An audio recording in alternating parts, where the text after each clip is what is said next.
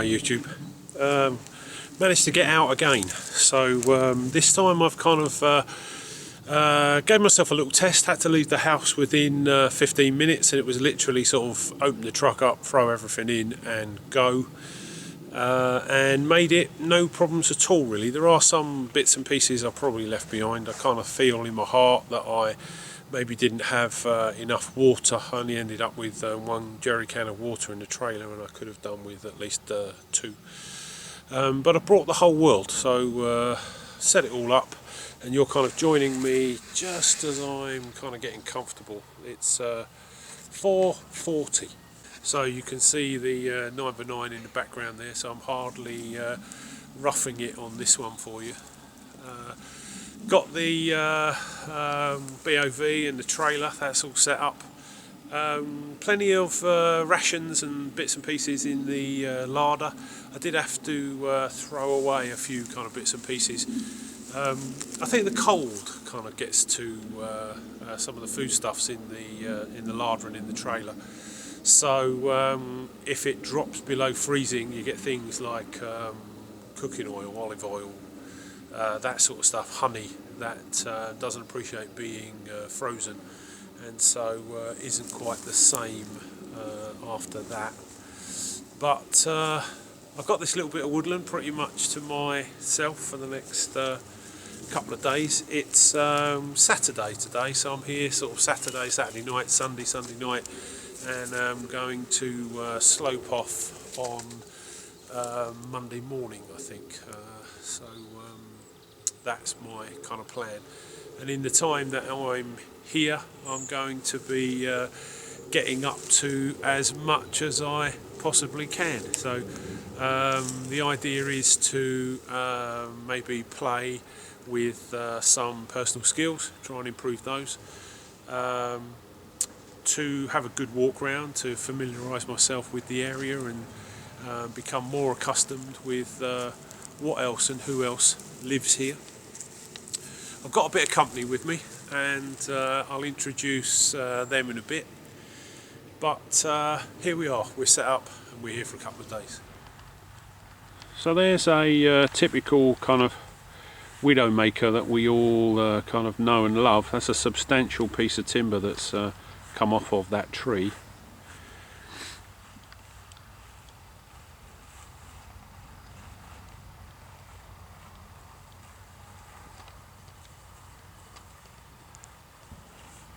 And I think had that fallen on you, mate, that'd have been the end of you. So you can see that the recent kind of storms and rains have taken their effect, and there's had to be quite a lot of management gone on afterwards to make everything safe. I mean, the upside is that if you come camping here, you're not going to be stuck for firewood, are you?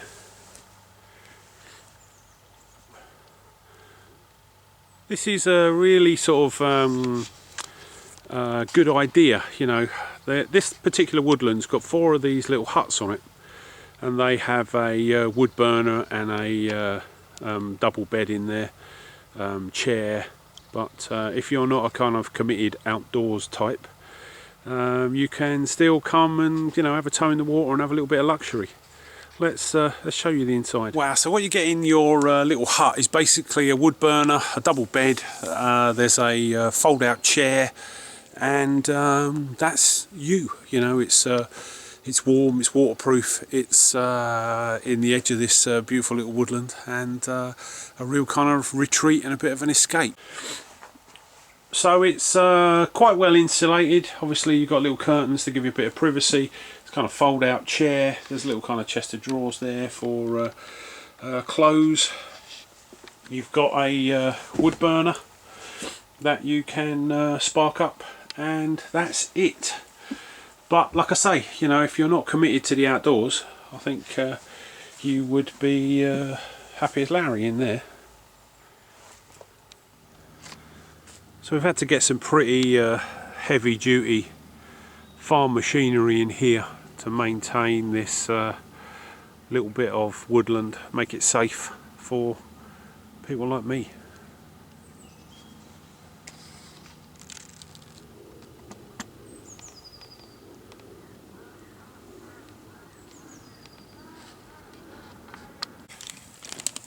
Okay, so just a big pot of stew tonight.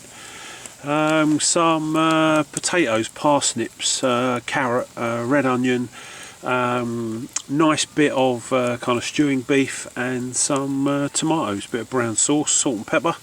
And that is a lovely pot of stew. A couple of hours, mate. That is going to be a beautiful dinner. Yum yum. Wow, so I'm just knocking up a couple of dumplings. Decided to make, you know, just a couple of big ones, and all this is kind of plain flour. I'm using kind of, I mean, you have to use fat. Normally you'd use lard or something like that, but we have got a bit of butter, and we're using a bit of vegetable, excuse me, vegetable oil.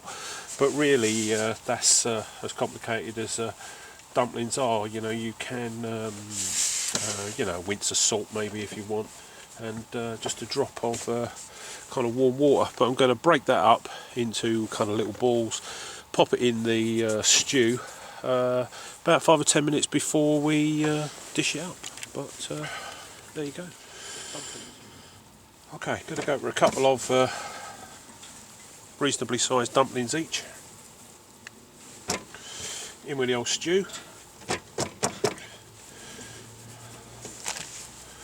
Mate, I think that's going to be fit for a king.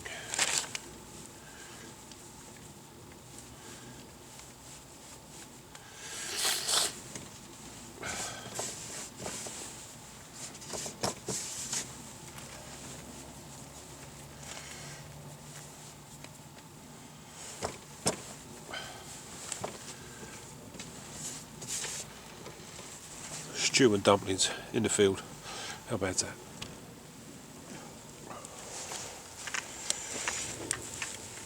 Wow. Okay, everybody. I think we're ready for the dumplings.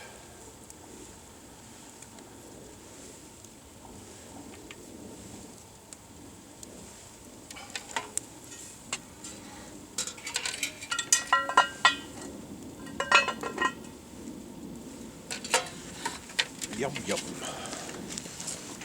Okay, pretty much time to eat. Oh, the old dumplings have doubled in size. Oh, the stew and the meat are beautiful. So, I think that's probably time to get it on a plate. Let's show you what it looks like.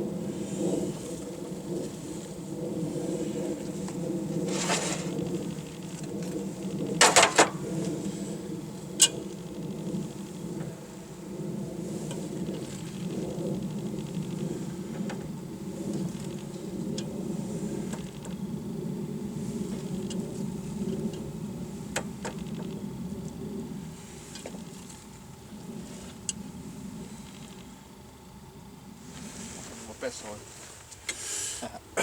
Wow, so what do you think, Fuggy? That's awful. You don't want to eat this. There's the kind of plan was to sort of have half tonight and half tomorrow, but do you know what? Two fat gits like us, we can probably clean out that whole pot. Man, it's absolutely lovely. It really is. It's totally top drawer. That beef is tender. It tastes gorgeous, doesn't it? That beef. The dumplings have turned out to be quite kind of. I'm really surprised about the dumplings. They're quite fluffy.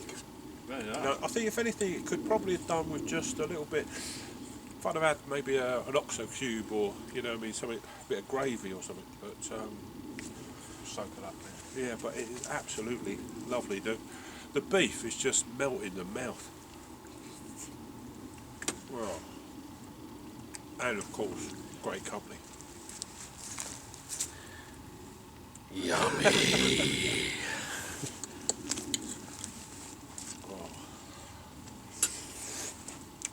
Well, if you fancy some, there's a bit left in the pot. Well, I don't really know what I did, but I've had this sort of chesty cough and gave my nose a good blow before I came to bed. But about 9:30, a couple of hours ago now, I started to get this really kind of painful earache, and just tried to kind of sleep through it. Outside it's getting down to sort of 1 degree, maybe even freezing. You can kind of see it's getting a bit cold by my breath. But yeah, so I went to the truck, got my first aid kit, and I've taken a couple of paracetamol and a ibuprofen. I'm just kind of sitting here waiting for that to kick in hopes that the pain in my ear kind of subsides a little so that I can get some sleep. But I learned something, and the thing I learned was to always make sure that you've got your bag in the tent with you. I must admit, I kind of set the 9x9 up, got the sleeping bag and the sleep system all laid out, and I left my bug out bag in the truck. So of course I had to get up, get dressed, put my boots on, go out to the truck, find my first aid kit, and come back, which was a bit of a palaver, but done now. So I'm just waiting for these meds to kind of kick in hopes that this pain in my ear subsides enough for me to get some sleep. I think maybe what I've done is I've blown my nose kind of really vigorously, and that has affected my kind of pressure in my ear. So let's see if we can get some sleep and kind of reassess in the morning. But it's getting cold, people.